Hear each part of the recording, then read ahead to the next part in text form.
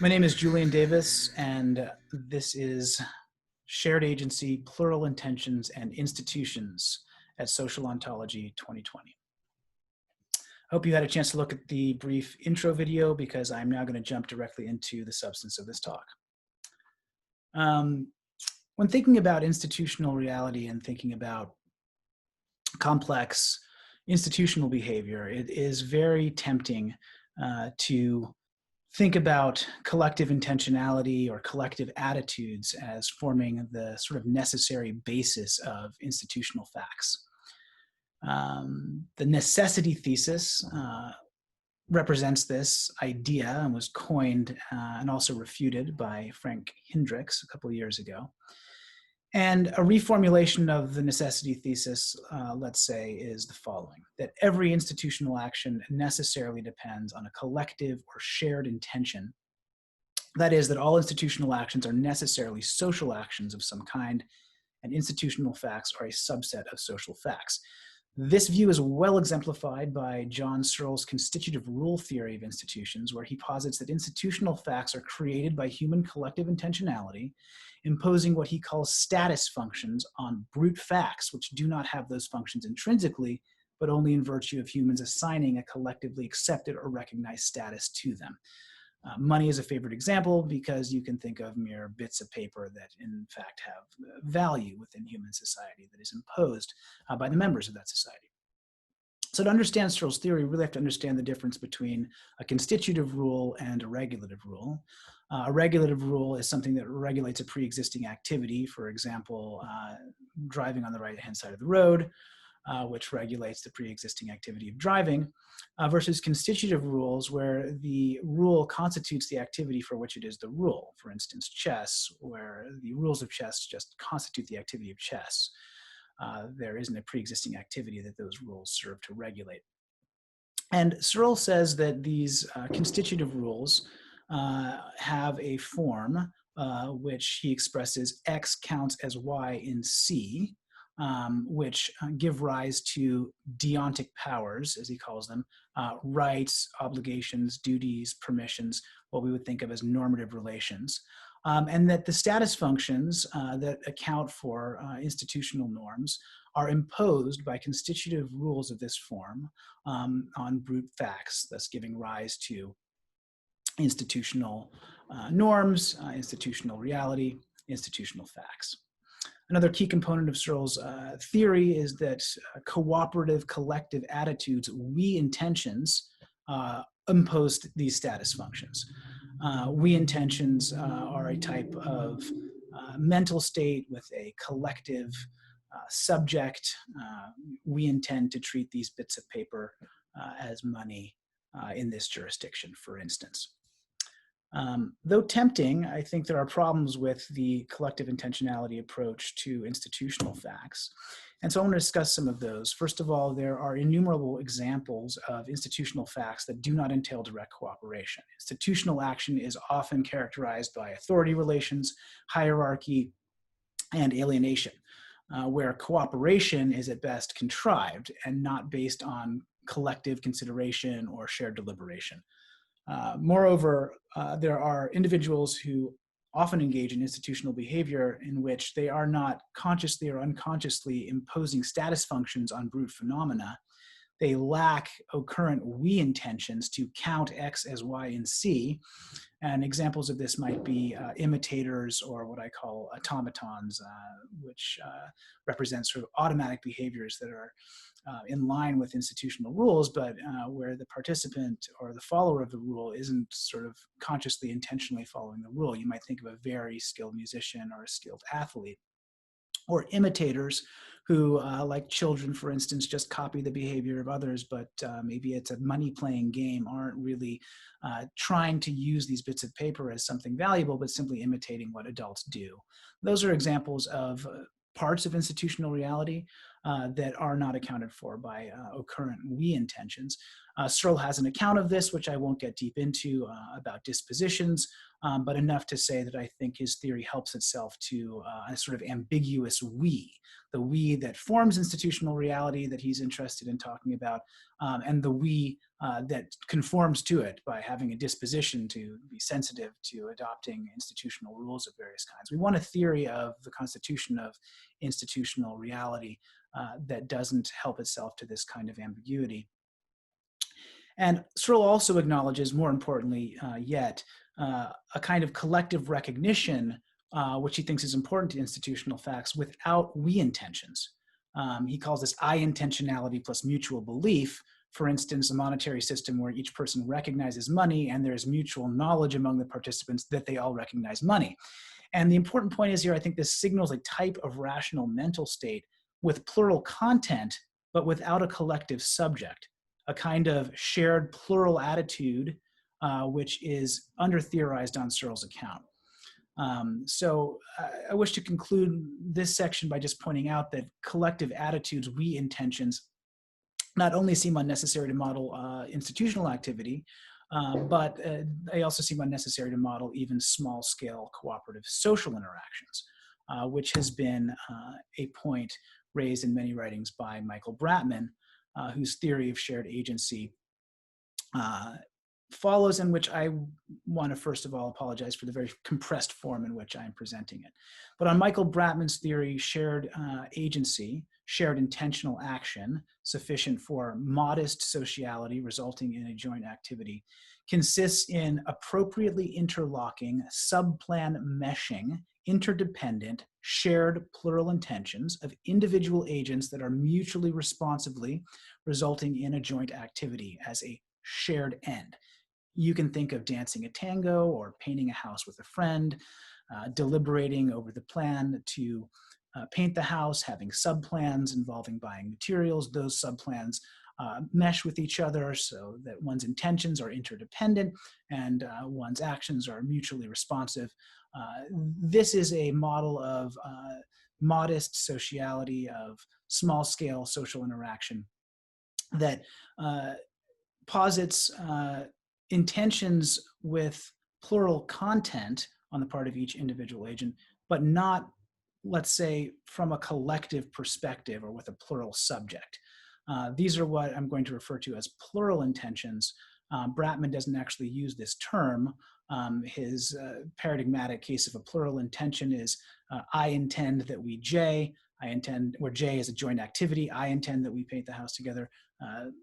My house painting partner also intends that we paint the house together, and those intentions interlock appropriately.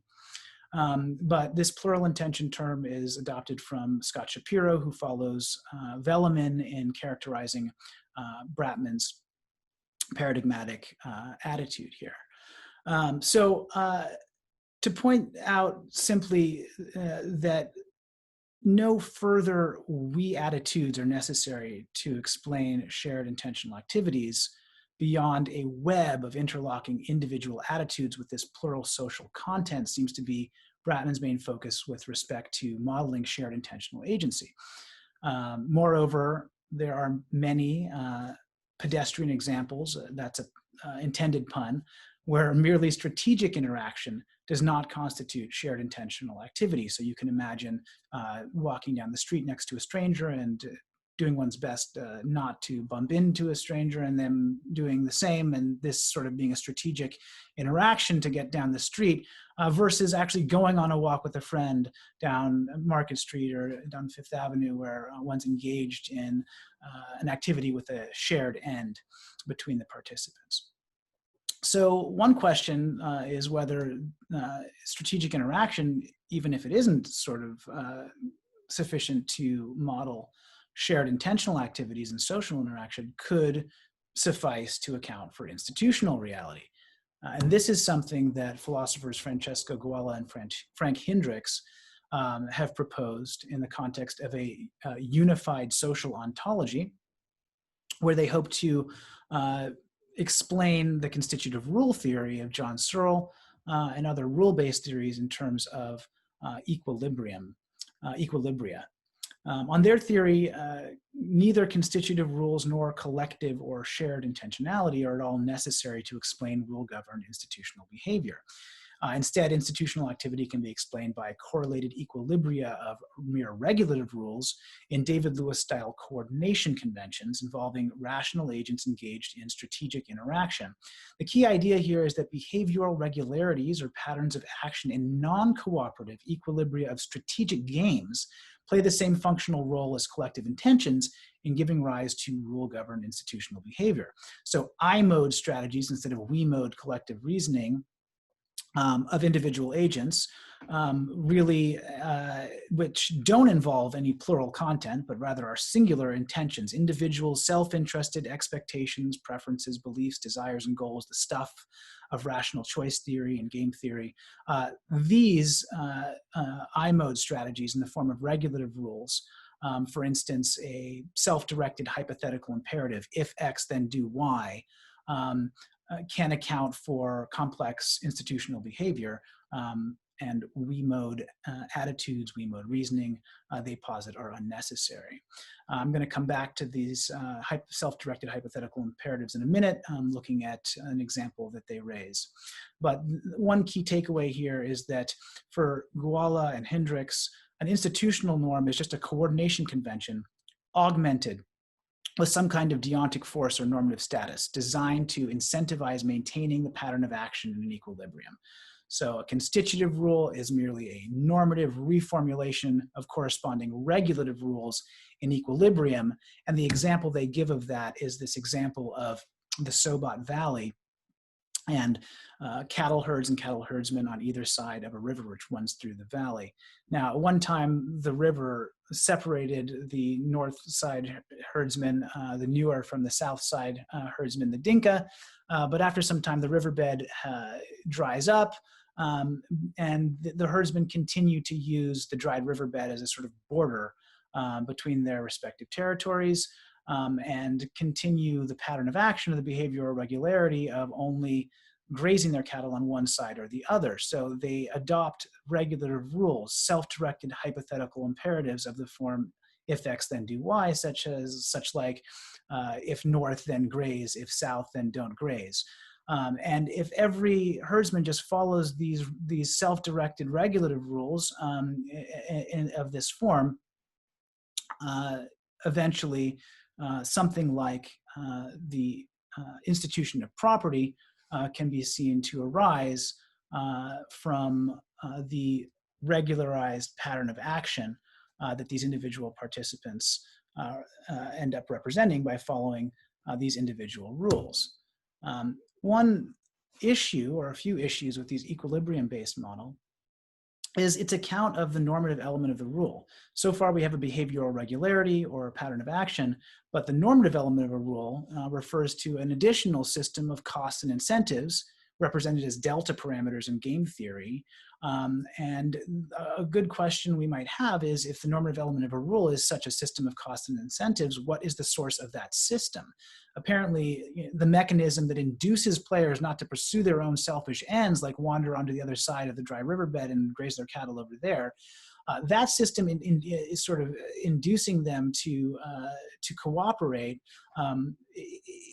is not reducible to the pattern of action or the correlated equilibrium or the behavioral regularity that it incentivizes. So while Hendricks allude to sources of normativity, such as a central authority like a government or a recognized leader that can redesign a game, but this is precisely what a theory of institutions is meant to explain, not presuppose. And I think Searle is right to quip that games such as the prisoner's dilemma really presuppose the existence of a prison. But what is a prison? This question is not asked or answered by game theory. And the real lesson here is that augmenting a convention with deontic force is a substantial development over and above a behavioral regularity or a pattern of action. Moreover, coordination conventions, in Lewis's original definitions, in those conventions, people are motivated to conform to a practice because others also abide by the convention. I wish to point out that this kind of conformist rationale has unavoidably plural or social content. On top of that, the coordination convention model does not account for alienated participants who are only motivated by self-interest to conform. Maybe they're getting paid. They don't care if anyone else is doing it. Or fundamentalist participants who are motivated by completely independent ideals. They just think it's the right thing to do, and not really concerned whether other people think it's the right thing to do or whether other people even do it. These types of participants are highlighted by Scott Shapiro, and I think start to show the different types of profiles that we see among different types of institutional actors, that it's important for theory of institutional reality or theory modeling institutions to account for. So lessons from H.L.A. Hart that help us understand some of the shortcomings of the equilibrium-based model. Hart distinguished between a social rule and a social habit. And this really helps illustrate the gap between the correlated equilibria of coordination conventions and the rule-governed behavior typical of institutions. For a group to have a social habit, it's enough for the behavior of the members to converge on a regular pattern of action. Where a social rule exists, however, deviations from the pattern of behavior are legitimate grounds for criticism and pressure for conformity. Hart's lesson is that a social rule, as opposed to a social habit or a convention, not only provides a reason to conform, as exists in a David Lewis-style coordination convention, but also a reason to criticize others for nonconformity. So both of these elements, both the conformity rationale and the sort of critical rationale, are elements that are missing from a rules and equilibrium based model. Moreover, Hart's philosophy of law as a system of primary and secondary rules demonstrated that the insufficiency really of modeling rule-based institutional behavior with mere habits of obedience to threat-backed commands. This was a principal innovation over John Austin's 19th century philosophy of law, and I'm going to return to that a little bit at the end of the talk. So now I'm going to talk about another approach to modeling institutions without shared intentions or collective attitudes, and that is Scott Shapiro's theory of massively shared agency. He starts by pointing out this principle, the shared action, shared intention principle, is easily extracted from Michael Bratman's work, and it's very short and pithy statement is that an event is a shared action only if it is explainable by a shared intention. And we saw that in Michael Bratman's model of interlocking intentions and his theory of shared intentional agency. Now, Shapiro basically charges that this principle is hyper-committed. It's unable to account for forms of massively shared agency and rule-governed institutional practices in which participants may not even have any knowledge of each other. Think of building a cathedral over 2 centuries, or industrial production in a large corporation, or fighting a war under conscription.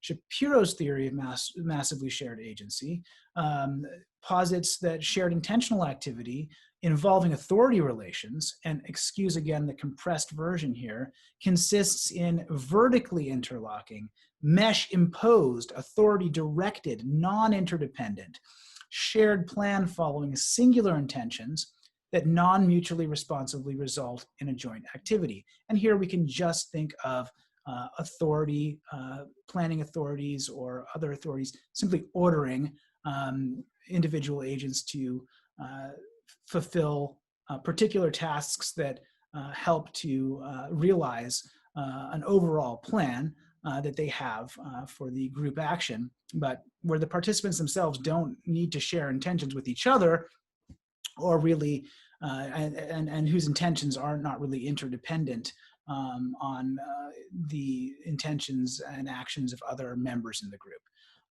Alienated participants are a perfect example. They're just collecting a paycheck.